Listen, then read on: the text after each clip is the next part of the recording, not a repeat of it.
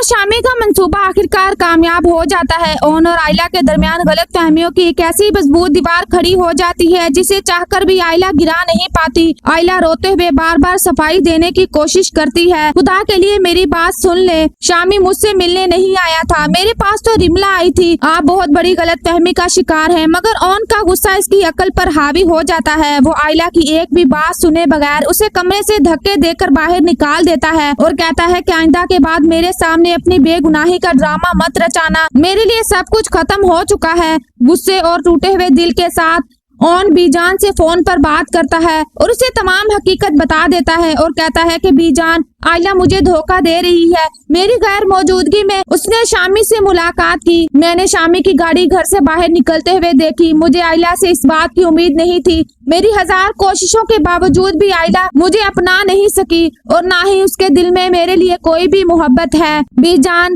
اسے بار بار سمجھاتی ہے کہ کوئی بھی فیصلہ غصے میں نہ کرے اور پہلے حقیقت جاننے کی کوشش کرے، مگر اون کسی کی بات سننے کے لیے تیار نہیں ہوتا۔ اتفاق سے اون اور بی جان کی یہ تمام باتیں شمسہ سن لیتی ہے۔ میں نے پہلے ہی کہا تھا یہ رشتہ مت کروائیے، مگر آپ نے میری ایک نہ سنی، آج دیکھ لیا اس ضد کا نتیجہ، میری بیٹی بے قصور ہوتے ہوئے بھی ذلیل ہو رہی ہے، اس پر شک کیا جا رہا ہے، اسے دھکے دے کر گھر سے نکال دیا گیا، آخر اس کا قصور کیا ہے؟ جس رشتے میں اعتماد ہی نہ ہو وہ رشتہ کبھی قائم نہیں رہ سکتا۔ میں اب اپنی بیٹی کو اس گھر میں ایک لمحہ بھی نہیں رہنے دوں گی، میں نے پہلے بھی یہ شادی نہیں چاہی تھی اور آج میرا فیصلہ درست ثابت ہو گیا۔ یہ سب باتیں سن کر زویا کے چہرے کا رنگ اڑ جاتا ہے، وہ فوراً سمجھ جاتی ہے اگر حالات اسی طرح رہے تو اب اون نہ صرف آئلہ کو کھو دے گا بلکہ وہ رافع اور زویا کی محبت کو بھی نہیں بچا سکے گا۔ اسی دوران دوسری طرف حاشر شامی سے مل کر کہتا ہے، میں زویا سے شادی کرنا چاہتا ہوں لیکن اس کے لیے مجھے تمہاری مدد چاہیے، اگر تم میرا ساتھ دو گے تو میں وعدہ کرتا ہوں کہ ہم دونوں مل کر اون اور آئلہ کے درمیان اتنی نفرت پیدا کر دیں گے کہ ان کی طلاق ہو جائے گی۔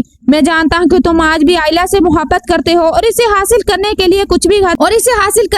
کسی بھی حد تک جا سکتے ہو۔ شامی چند لمحے خاموش رہتا ہے، پھر ایک معنی خیز مسکراہٹ کے ساتھ اس کی بات مان لیتا ہے اور دونوں اپنی نئی سازش کی منصوبہ بندی شروع کر دیتے ہیں۔ ادھر ثاقب بھی حالات سے بے خبر اپنے دوست کے بیٹے کے ساتھ زویا کا رشتہ طے کر دیتا ہے۔ یہ خبر سن کر زویا ٹوٹ جاتی ہے، وہ فوراً رافع کو فون کرتی ہے، روتے ہوئے کہتی ہے، رافع حالات بہت خراب ہو چکے ہیں، اون بھائی اور آئلہ کے درمیان ایسی غلط فہمیاں پیدا ہو گئی ہیں، اب شاید کبھی ختم نہ ہو۔ امی پہلے ہی اون بھائی کو پسند نہیں کرتی تھی لیکن انہوں نے آئلہ کے ساتھ جو سلوک کیا ہے اس کے بعد وہ ان کی نظروں سے مکمل طور پر گر چکے ہیں، اب گھر والے ان کی کسی بھی بات پر یقین نہیں کریں گے، مجھے ڈر لگ رہا ہے کہ کہیں ان کے رشتے کے ساتھ ساتھ ہماری محبت بھی قربان نہ ہو جائے۔ رافع خاموشی سے زویا کی تمام باتیں سنتا رہ جاتا ہے، جب